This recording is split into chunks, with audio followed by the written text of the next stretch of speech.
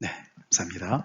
오늘 함께 나눌 하나님의 말씀은 마가복음 8장 22절부터 35절을 본문으로 하여서 보여요, 근데 나무가 걸어가요 라는 제목으로 말씀을 나누기 원합니다. 같이 본문을 같이 읽겠습니다. 시작. 베세다의 이름에 사람들이 맹인 한 사람을 데리고 예수께 나와 손 대시기를 구하거늘 예수께서 맹인의 손을 붙잡으시고 마을 밖으로 데리고 나가사 눈에 침을 뱉으시며 그에게 안수하시고 무엇이 보이느냐 물으시니 쳐다보며 이르되 사람들이 보이나이다. 나무 같은 것들이 걸어가는 것을 보나이다 하거늘 이에 그 눈에 다시 안수하심에 그가 주목하여 보더니 나아서 모든 것을 밝히 보는지라. 예수께서 그 사람을 집으로 보내시며 이르시되 마을에는 들어가지 말라 하시니라. 예수와 제자들이 빌립보 가이사라 여러 마을로 가실새 길에서 제자들에게 물어 이르시되 사람들이 나를 누구라고 하느냐. 제자들이 여짜와 이르되 침례 요한이라 하고 더러는 엘리야 더러는 선지자 중에 하나라 하나이다. 또 물으시되 너희는 나를 누구라 하느냐. 베드로가 대답하여 이르되 주는 그리스도 신이이다 하매 이에 자기의 일을 아무에게도 말하지 말라 경고하시고 인자가 많은 고난을 받고 장로들과 대제사장들과 서기관들에게 버림받아 죽임을 당하고 사흘 만에 살아나야 할 것을 비로소 그들에게 가르치시되 드러내놓고 이 말씀을 하시니 베드로가 예수를 붙들고 항변하매 예수께서 돌이키사 제자들을 보시며 베드로를 꾸짖어 이르시되 사탄아 내 뒤로 물러가라. 내가 하나님의 일을 생각하지 아니하고 도리어 사람의 일을 생각하는도다 하시고 무리와 제자들을 불러 이르시되 누구든지 나를 따라오려거든 자기를 부인하고 자기 십자가를 지고 나를 따를 것이니라. 누구든지 자기 목숨을 구원하고자 하면 잃을 것이요 누구든지 나와 복음을 위하여 자기 목숨을 잃으면 구원하리라. 아멘. 방금 읽은 본문 매우 심각한 그런 내용이죠. 그렇지만 그 시작을 이렇게 좀 어떻게 보면 굉장히 재미있는 이런 제목으로 오늘 말씀을 시작하게 됩니다. 아까 제목 읽어드린 대로 보여요. 근데 나무가 걸어가요 라는 제목으로 이렇게 잡아봤습니다. 제가 그냥 재밌게 지은 것보다는 본문이 그렇습니다. 우리 예수님 재밌으신 분이시죠? 재밌으신 분이세요. 굉장히 코믹하세요. 오늘 말씀도 이렇게 들으시면서 더 이제 아시게 되겠지만 그런 상황을 연출하신 거예요. 예수님께서. 그 원래 뜻이 이런 뜻이에요. 사람이 보입니다. 근데 사람이 걸어 다니는 나무처럼 보입니다. 그런 뜻이에요. 굉장히 생생한 표현을 이 맹인된 분이 그렇게 고백을 하고 있습니다. 사실 오늘 이 본문에서는 두 장소가 나오죠. 우리가 지도를 잠깐 보면 좋겠는데요.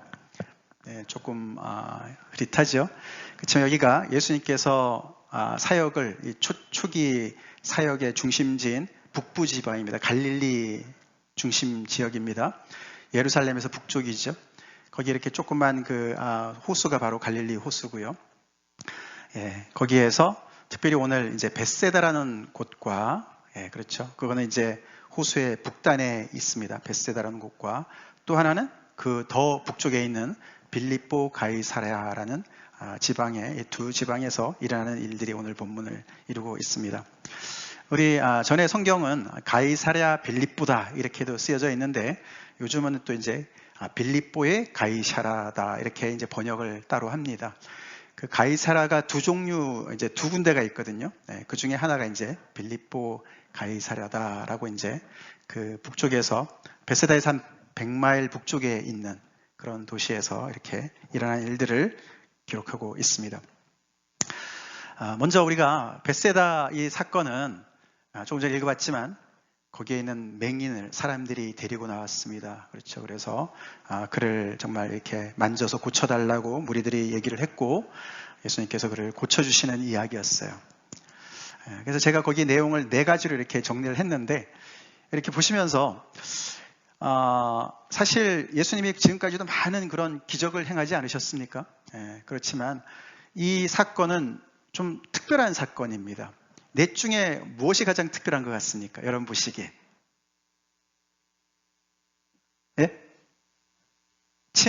침이 좀 신기하죠, 그렇죠? 예수님이 침을 사용하세요. 글쎄요, 뭐 가래침은 아니겠죠. 하여튼 그 사람한테 눈에다가 침을 뱉으시고 안수를 하셨어요. 사실 이 사건 전에도 한번 침을 사용하신 적은 있어요. 침을 이렇게 손에 찍어서 그 혀가 굳은 사람한테 혀에다가 대신 사건이 있어요. 예. 2번 안수. 감사합니다. 예. 제가 원하는 답은 그거였습니다. 이렇게 제가 힌트를 이렇게 별표로 했는데요. 사실 이게 맹인을 고치는 사건도 첫 기록입니다.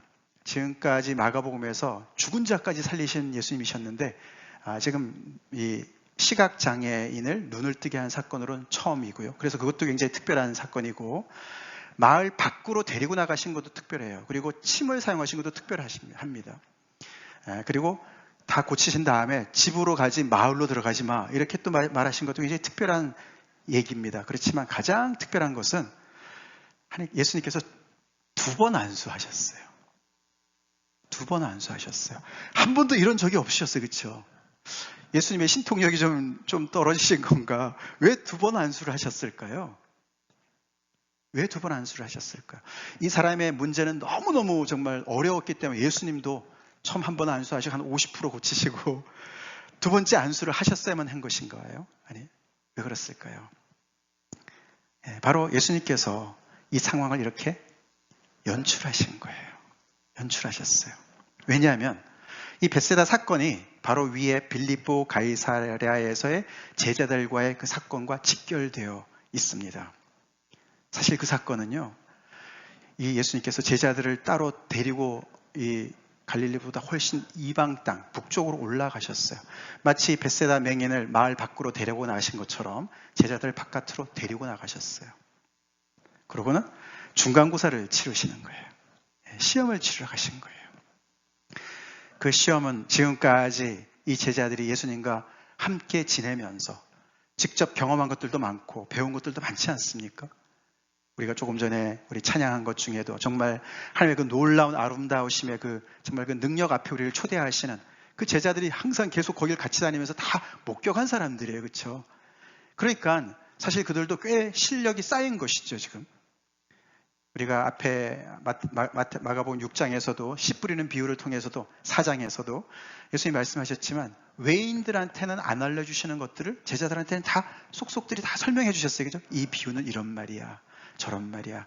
예수님께서 정말 훌륭한 교사가 되신 예수님께서 많은 것을 가르쳐 주셨습니다. 그런 제자들을 데리시고 시험을 보러 가신 거고 그 실력을 측정하는 것이죠. 지금까지 얼마나 배웠는지 한번 보자. 근데 그 실력은 곧 시력과 연결되어졌어요. 왜 그런가 하면요. 지금까지 이들이 예수님을 통해서 본 것이 예수님의 먼저 능력, 그렇죠? 예수님께서 행하시는 마가복음에 특별히 많이 나온 것이 귀신을 쫓아내는 일이셨고, 그렇죠? 병자를 고치시는 일이셨어요. 그런 많은 능력을 행하시는 예수님이 행하시는 것들을 먼저 목격했습니다. 와, 정말 대단하시다. 근데 우리가 오병이어 기적에서는 예수님의 그런 능력이 어디서부터 출발했다고 배웠습니까? 예수님의 마음으로부터, 그들을 불쌍히 여기시는 마음으로부터, 능력은 그 마음의 출처로부터 나온 것임을 배웠어요. 제자들은 점점 더 예수님을 더 깊이 알아가고 있었습니다. 근데 그런 모든 그 지식을 다 이제는 합해가지고 다 마치 우리가 블락을 만들 때 여기저기 끼었던 것을 이제 하나로 이렇게 만드는 것처럼 그 모든 것을 너네가 한번 다 같이 종합적으로 생각을 해서 이 질문에 한번 답을 해봐. 그러면서 던지신 질문이 바로 나는 누구냐? 너희는 나를 누구라고 하느냐라는 질문이었습니다. 비유를 든다면요. 저희 교회에 이제 저의 테니스 제자들이 좀 있습니다. 테니스 제자들. 우리가 테니스를 이렇게 배울 때도 보면 이제 처음에 우리 여기 수제자 중에 한 분이 여기 앉아 계시고 저 뒤에도 앉아 계시고 리선이는 너무 머니까 우리 여기 동규자매한테 좀 물어보겠습니다. 제일 처음에 테니스를 배울 때 뭘 배웠죠? 제일 처음에. 그렇지. 땡큐. 제대로 배웠죠? 이 라켓을 잡는 법부터 배우는 거죠. 라켓을 어떻게 잡느냐. 공부터 치지 않죠? 다 단계가 있죠. 라켓을 어떻게 잡고 그 다음에 공을 뭐 랠리부터 하지 않습니다. 공을 가지고 이렇게 바운스 하는 거 이렇게 배우고 조금씩 배우죠. 그죠? 그 다음에 벽치기도 좀 하고 어느 정도 그게 된 다음에 랠리를 하죠. 제가 서서 공을 주면은 이게 공이 움직이니까 힘들잖아요. 그죠? 그래서 일정하게 주려고 저도 애를 쓰고 거기에 맞춰서 이렇게 치고 그래서 그 모든 것들이 어느 정도 완성이 되면 그 다음에 랠리를 하는 거예요. 그래서 굉장히 불규칙한 그런 공이 오더라도 뛰어가서 그 배운 기본을 가지고 치고 하는 거 아닙니까? 그렇죠? 마치 지금 그런 상황입니다. 제자들이 지금까지 많은 기본을 닦았어요. 배웠어요. 봤어요. 경험했어요. 예수님의 마음까지 이제는 그 어떤 마음을 가지시고 이렇게 사역을 하시는지 정말 그 무리들을 불쌍히 역시 긍휼히 여기시는 그런 아버지의 마음을 품고서 목자의 심정을 가지고 그들에게 그렇게 자기들은 귀찮아하는 그런 무리들을 먹이시는 그런 것을 다 봤어요. 그래서 이런 모든 것을 너네가 종합해 볼 때 너희는 나를 누구라고 생각하니? 라고 질문을 던지십니다. 다시 말해서 너희는 나를 똑똑히 보고 있느냐? 내가 누구인지를 알고 있느냐? 예수님의 부르심을 받기 전까지는 이들도 마치 시각장애인처럼 예수님을 몰라봤죠. 몰라봤습니다. 근데 예수님 안에 들어와서 눈이 띄어지면서 예수님이 누군지를 이제 어느 정도 아는 거죠. 예수님이 궁금하신 거예요. 왜냐하면 이제는 이 북부 이스라엘 이 갈릴리의 사역을 이제는 마무리하시고 이제 중요한 이제 그런 전환점에 있습니다. 예수님이 이제 곧 갈릴리를 향해서 떠나가십니다. 예루살렘을 향해서 떠나가십니다. 그래서 제자들이 지금 어느 정도까지 이들이 예수님을 바로 보는지가 궁금했습니다. 그래서 빌립보 가이사라를 그 100마일도 넘는 거리를 제자들을 데리고 걸어가신 것이죠.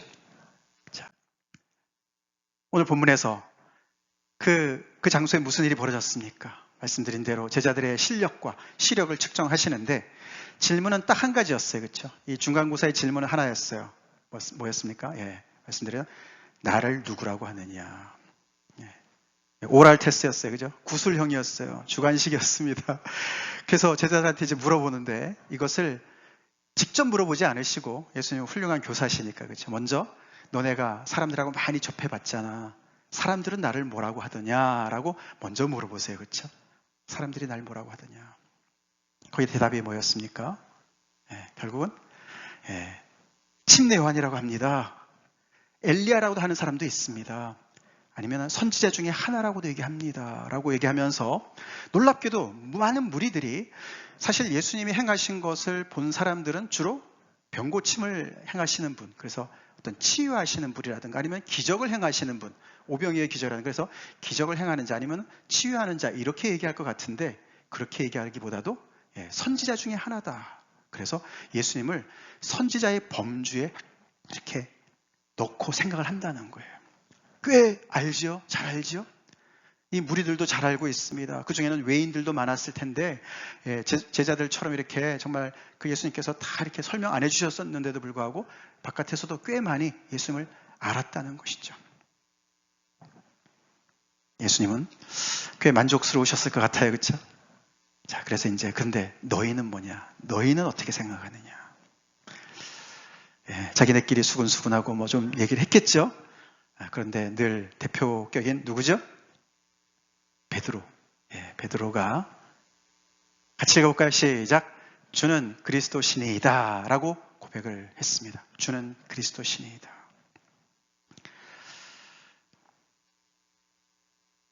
사실 이 이야기는 베드로가 얘기했지만 그리고 다른 복음서에는 예수님께서 그건 너가 한 것이 아니야 하나님께서 알려주신 거야 라고도 말씀하셨지만 이것은 베드로만의 어떤 그가 가지고 있는 어떤 그런 독점적인 어떤 지식이라고 볼 수는 없습니다. 왜냐하면 그 뒤에 보면은요 제자들이 거의 같이 얘기를 하고 있는 것을 알 수가 있어요. 제가 그래서 일부러 베드로 플러스 제자 일동의 고백이다라고 이렇게 썼습니다. 확실히 제자들은 이 안쪽에 제자들의 그 예수님의 그 서클 안에 들어와서 많은 것을 보고 배우면서 많은 사람들은 예수님을 마리아의 아들 목수다 이렇게 생각하는 사람도 있었어요. 그렇죠? 그냥 그 이상도 아니고 그 이하도 아니다. 근데 그보다 더 많은 아는 사람들은 He is more than a carpenter. 그죠? 목수보다 훨씬 더 이상의 분이시다. 어떤 분이 그런 책을 썼죠? 모데너 카펜터다. 예수님은 과연 누구신가? 목수 이상이시다. 맞습니까? 목수 이상이시죠? 선지자시다. 선지자도 이렇게 정말 침례요한이나 엘리야나 하나님께서 말세에 보내주시겠다는 그런 정말 하나님의 사람, 그런 범주의 사람이다. 꽤 근접한 얘기입니다. 그렇죠? 근데 제자들은 그 이상 그리스도십니다. 그리스도십니다. 굉장히 가까이 그렇게 예수님을 알게 되는 고백을 하고 있다는 것이죠. 그리스도란 단어는 왕이란 뜻입니다. 왕. 우리 이스라엘의 참 왕이십니다. 다윗의 왕조를 이으실 적통의 왕이십니다. 그런 고백이에요. 그런 고백입니다. 그러니까 예수님께서 그 말씀을 들으시고는 No! 그렇게 얘기 안 하시고, 그렇죠? 뭐라 하셨습니까? 말하지 말라고 경고하셨습니다. 그 얘기 발설하지 마. 맞는 말인데 아직은 발설할 때가 아니야 라고 말씀을 하셨어요. 제자들의 눈이 꽤 밝아졌어요. 그렇죠? 봐요. 보고 있습니다. 예수님이 아마 감사하셨을지 모르겠어요. 그렇죠? 뿌듯하게 생각하셨을지 모르겠어요. 그래서 예수님께서 와, 제자들이 드디어 준비가 됐구나. 그러면 이제 그 다음 단계로 넘어가시는 거죠. 그 다음부터가 더 중요합니다. 그래서 예수님께서 과목을 높이셨어요. 고급 과목으로 높이셔가지고 거기 보시면은 비로소 예수님께서 이 말 다음부터 제자들이 이렇게 고백한 그 다음부터 예수님께서 비로소 가르치기 시작하셨다라고 얘기하시면서 새로운 과목을 가르치기 시작하신 거예요.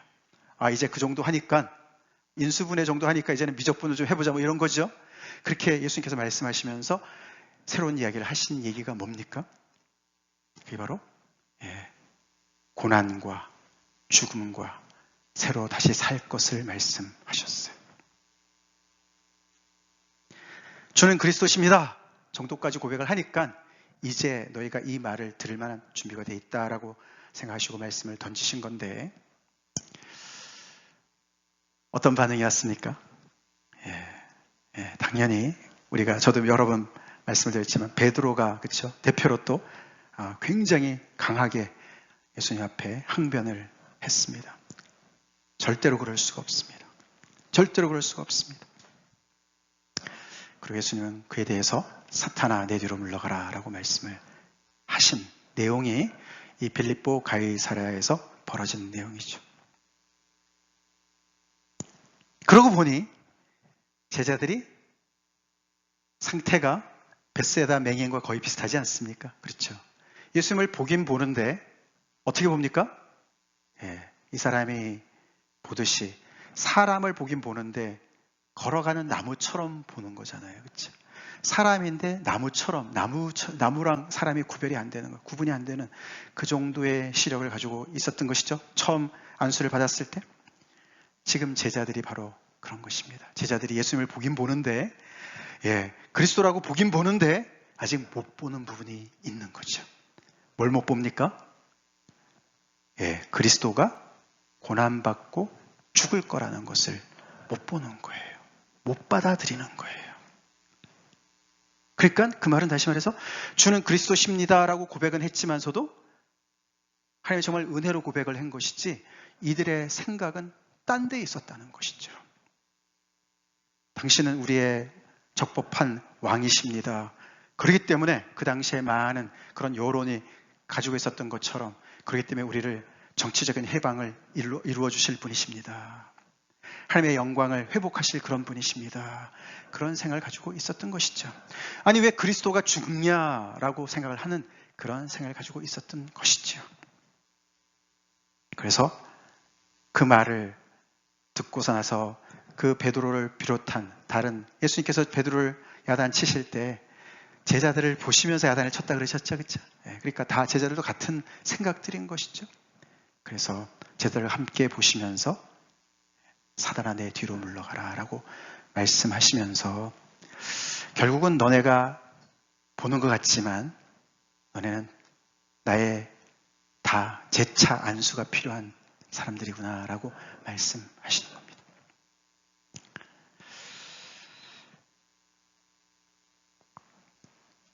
우리는 예수님을 어떻게 보고 있습니까? 오늘 굉장히 중요한 질문이죠. 나는 예수님을 누구라고 고백을 하고 있습니까?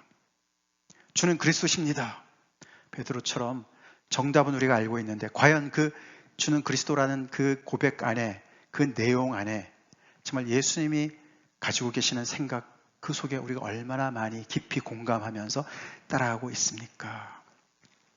나도 예수님을 보긴 보는데 나무 토막처럼 보고 있지는 않습니까? 그런 질문을 오늘 본문이 우리한테 던지고 있습니다.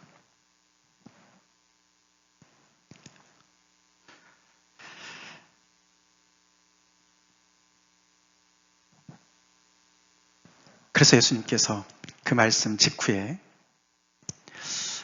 그 전에 그래서 이 사건은요 분수령이 됩니다. 분수령, 굉장한 터닝 포인트가 전환점이 됩니다. 예수님의 사역에서도 전환점이 되고요. 마가복음 전체의 진도에서도 분수령이 됩니다.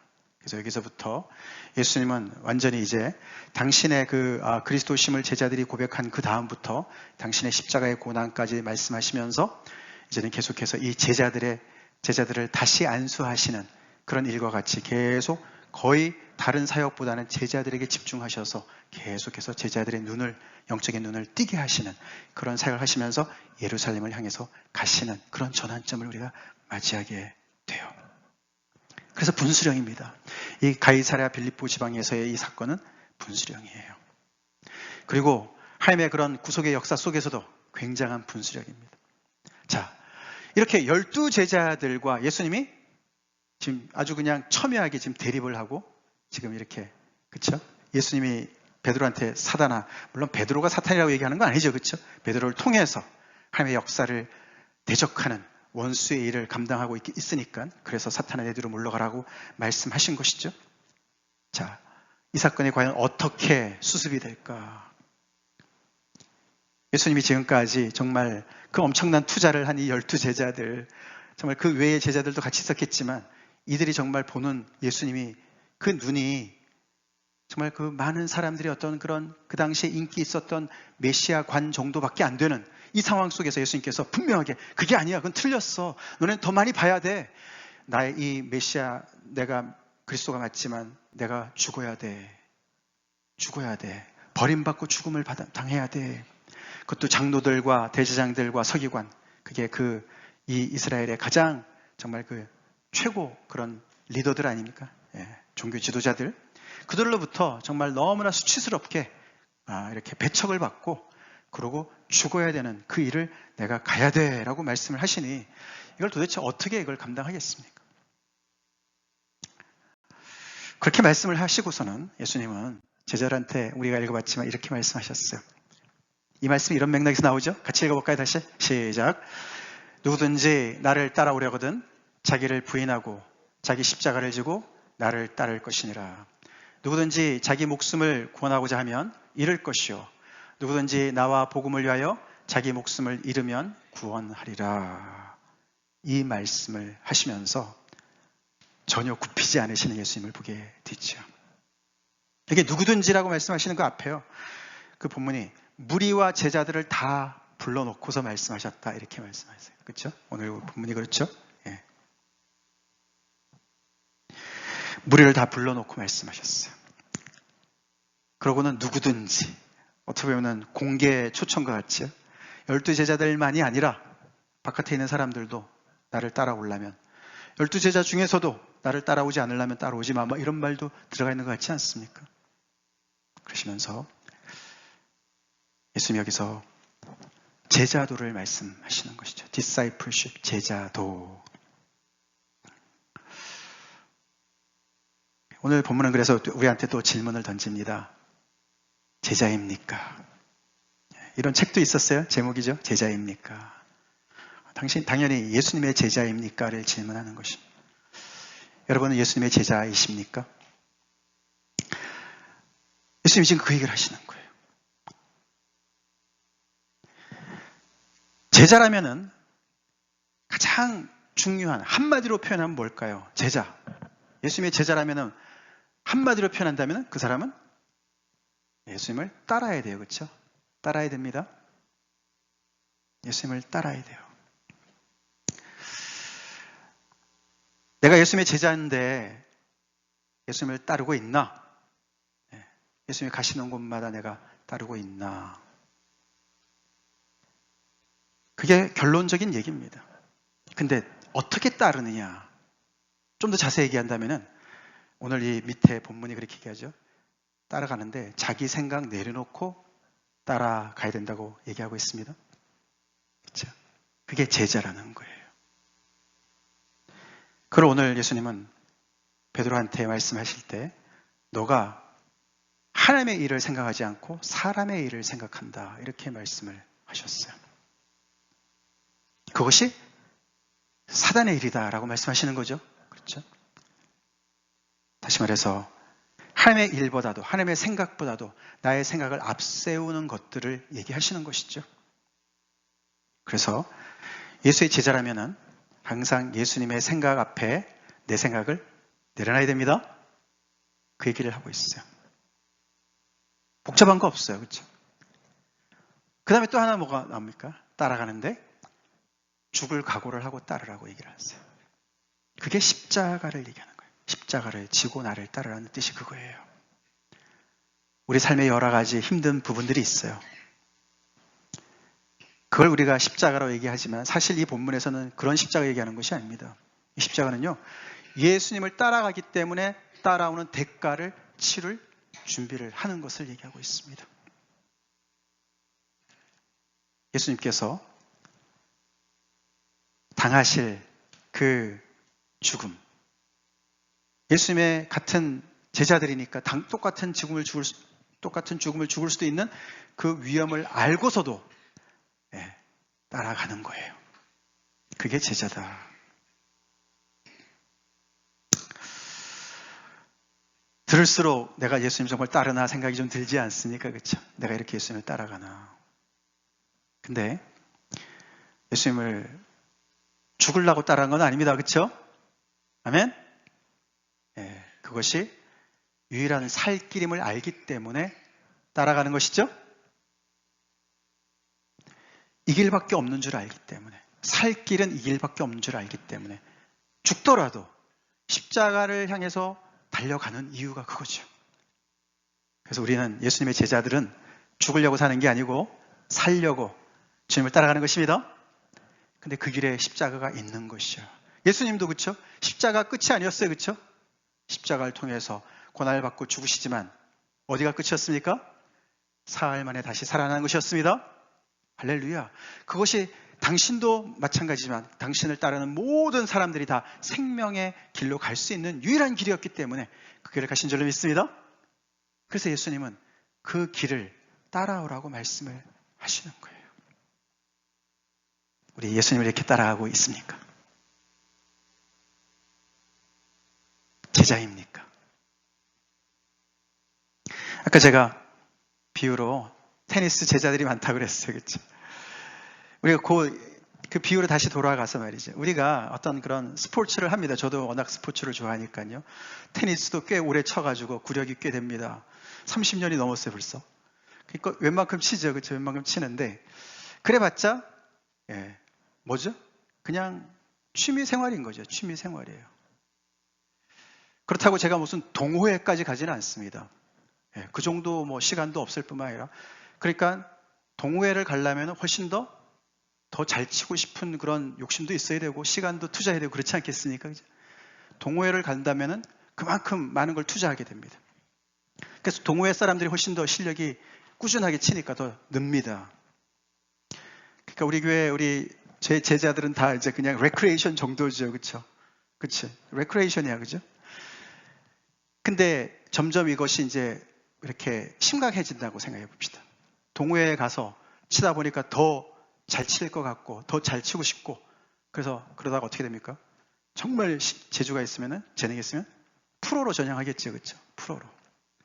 그거 가지고 밥 벌어 먹는 거예요. 그렇죠? 그 프로들이 얼마나 힘들겠어요. 그렇죠? 그거 가지고 열심히 게임에 나가 가지고 그 사람들은 정말 그게 인생이죠. 우리의 신앙은 어느 정도에 머물러 있습니까? 예수님을 따라가긴 따라가는데 제자로 살긴 사는데 레크레이션 정도로 우리가 따라갈 수도 있고요. 동호회 수준으로 따라갈 수도 있고요. 프로 수준으로 따라갈 수 있습니다. 근데 여기 보니까 프로 정도도 아니죠. 예수님이 요구하시는 건 프로 이상이죠. 그렇죠? 왜냐하면 프로는 그래도 은퇴도 하잖아요. 그렇죠? 은퇴도 해요. 근데 예수님을 따라가는 것은 은퇴도 없는 우리의 본분인 줄로 믿습니다. 이 생과 사를 결정하는 거 아닙니까? 그렇죠? 우리가 예수님을 그렇게 따르고 있습니까?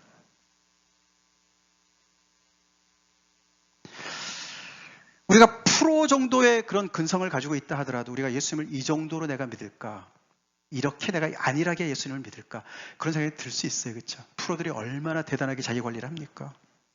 손흥민 선수 아직도 결혼 안 하잖아요. 아버지가 그 프로 생활 끝난 다음에 결혼해. 착한 것 같아요. 그렇죠? 그 보통 어려운 일이에요. 그렇죠? 아니지 않습니까? 그러니까 거기에 올인하는 거예요. 그렇죠? 프로에 올인하는 거예요. 우리 예수님 따르는 거 우리 올인하고 있습니까? 올인합시다. 올인합시다. 아유, 많이 두려우시지. 네.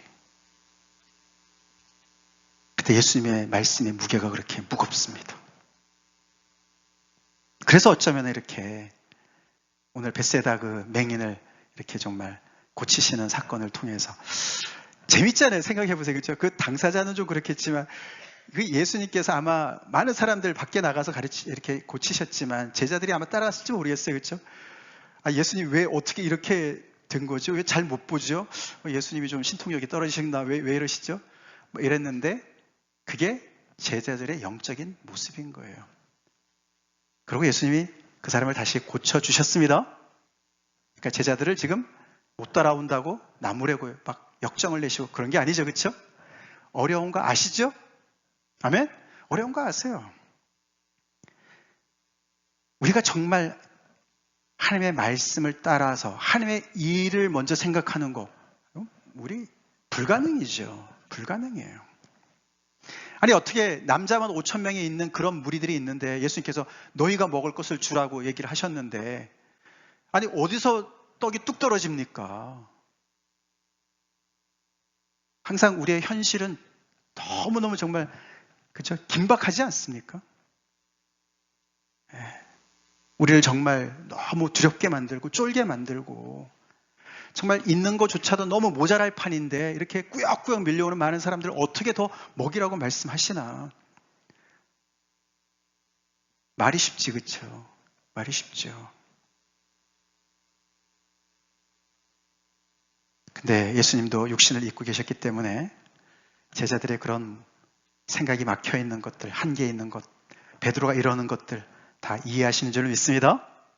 다 알고 계세요. 전에도 말씀드렸지만 제자들 이럴 때 어떻게 됩니까? 딱 막혔을 때 세포주 되신 예수님을 믿고 내가 열심히 따라 새 부대로 내가 살고 있는데 딱 막혔을 때 저항에 딱 이거 더 이상 못 따라가겠다. 그때 어떻게 해야 됩니까? 우리는 그때 보따리 싸지 말아야 됩니다. 아멘? 보따리 싸지 말아야 돼요. 그러면 다시 예수님께서 우리에게 안수해 주실 줄 믿습니다. 아멘? 안수해 주시고 문제는 뭐예요? 내 생각을 고집하지 말아야 돼요. 그렇죠? 말씀이 부딪힐 때 우리가 하나님 앞에 수축을 하지요. 예수님도 겟세마네 동산에서 기도하실 때 나의 원대로 마옵시고 아버지 뜻대로 하시옵소서. 나의 원이 있었어요. 나의 생각이 있었어요. 그렇기 때문에 수축을 하시죠. 땀방울이 핏방울처럼 떨어지도록 수축을 하시죠. 우리의 신앙생활 속에서 그런 수축이 있냐 이거예요. 그냥 묻어서 다니는 것들, 문화적으로 다니는 것들 우리가 혹시 배우고 있지 않습니까? 편하게 신앙생활하고 있지 않습니까?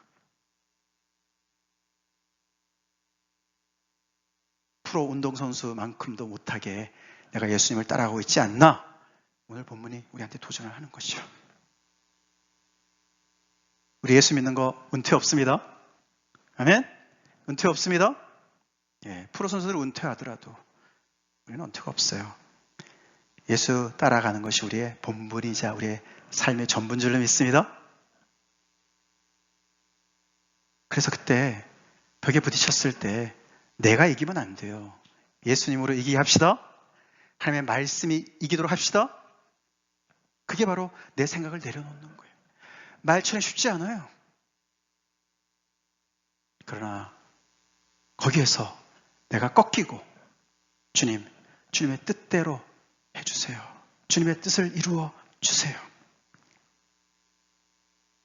우리는 예수님이 당면했던, 아니면 예수님의 제자들, 초대교회가 당면했던 십자가의 그런 죽음의, 그런 순교의 위험은 이 땅은 없지 않습니까? 우리 예수 믿는다고 누가 죽입니까?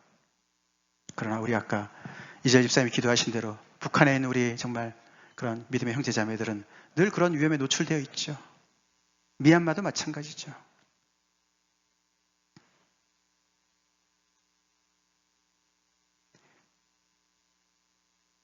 근데 우리가 그 생각에 딱 부딪혔을 때 우리는 살려고 내 길을 선택하기 쉬운데 예수님 그러면 죽는다고 얘기하십니다. 예, 자기 목숨을 잃어야 져야 산다고 말씀하십니다. 예수님을 붙잡아야 그 십자가를 통과해야 부활이 있고 새 생명이 있다고 말씀하시는 거예요.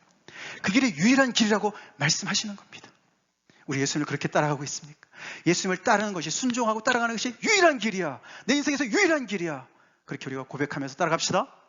그렇게 주님을 따라가는 내가 있기를 간절히 기도합니다. 그럴 때 예수님께서 오늘 그 얘기 쭉 뒷부분에 보면은 예수님께서 다시 오실 때에 정말 그 사람을 부끄러워하지 않겠다. 그렇게 말씀하시죠. 우리 예수님의 제자들 맛을 제대로 내면서 우리 신앙생활 합시다. 네, 각자가 우리 자신 한 사람 한 사람이 우리 교회가 참 예수님의 제자의 맛을 내는, 그래서 세 부대로 계속해서 변해가는 오늘 말씀을 들으시면서 내가 예수님을 지금 따르고 있나?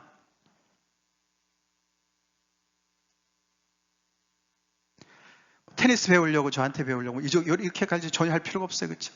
그래도 어느 정도는 따라야 돼요. 그렇죠? 예, 한 1번, 2번까지는 따라야 돼요. 예.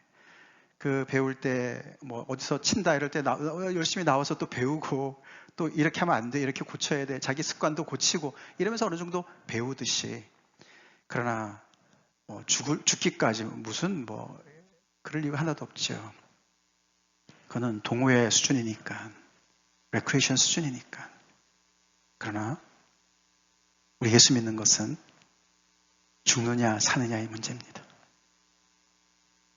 그 길이 유일한 길인 줄 알고 예수님에게 꼭 붙어서 그분을 따르는 것이 제자입니다. 제자로 삽시다. 다 같이 기도하겠습니다.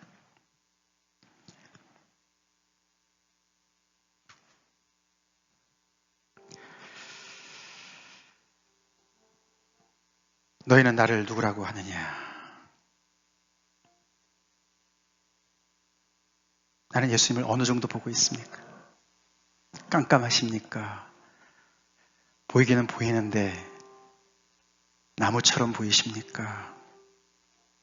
내 나름대로 상상의 예수님을 그리고 있는 건 아닙니까? 성경의 예수님을 나는 제대로 알고 있습니까? 제대로 배웠습니까? 예수님 이런 부담이 팍팍 되는 얘기도 하시는 분이세요. 무리를 불쌍히 여기셔서 제자들은 귀찮아해도 그들을 긍휼히 여기셔서 그들을 먹이시는 자애로우신 분이시기도 하시지만 사탄아 물러가라. 제자들을 혹독하게 생명길로 인도하시는 분이시기도 합니다.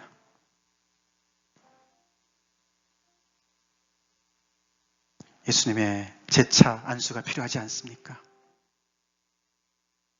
보따리 싸지 마시고 예수님에게 저 안수해 주세요.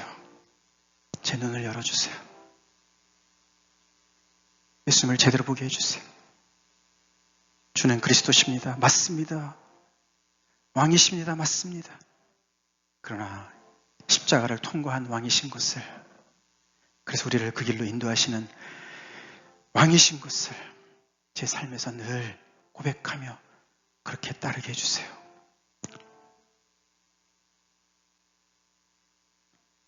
3월 시작됐습니다. 3월에 고난주간도 있고 예수님의 죽은 정말 그 프라이데이 성금요일 예배도 있고 부활절도 있습니다.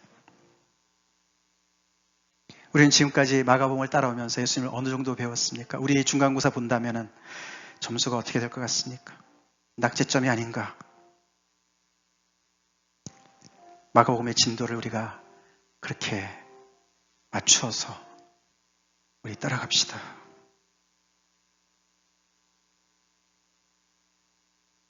주님, 저 살려고 따라갑니다. 십자가를 통과해서 주님과 살기 위해서 따라갑니다. 그렇게 고백하면서 주님 따라가는 우리 한 사람 한 사람 되도록 기도합시다. 오늘 혹시 말씀을 들으시고 주님, 저 제자로 주님 앞에 다시금 헌신합니다. 그런 구체적인 헌신을 가지고 계시는 분들 또 기도하시기 바랍니다. 다 같이 기도하시겠습니다.